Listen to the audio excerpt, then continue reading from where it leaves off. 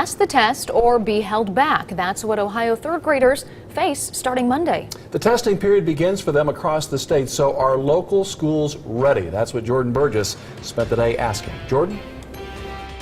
In Dayton alone, about 70% of third graders didn't pass the test in the fall. They need to pass it this time or be held back. That's based on the state's new third grade reading guarantee. We're asking what's being done to help them pass and what happens if they don't.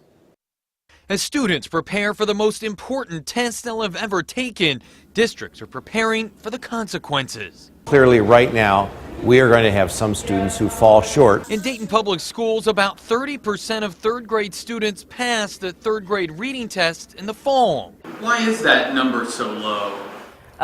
A pass rate? Yeah. Usually Dayton Public Schools pass rate in the fall is about 30%.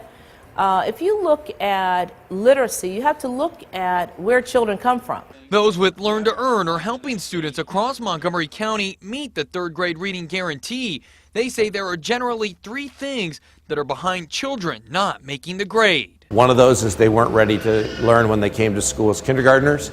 A second one is they're chronically absent. A third one is they lose a lot of ground during the summer. Dayton Public Schools is referring the 70% of students who didn't pass in the fall to summer classes because they can't be sure who will pass this time around. The only thing that we can do right now is to make the assumption that we're going to have to make sure that we have a summer program that meets those, if you will, 70% of students. But the big concern is what happens to those students who are held back because it increases the chances they won't finish school. The key is going to be how do we meet the mandate without creating problems by increasing the likelihood that young people are retained and subsequently drop out.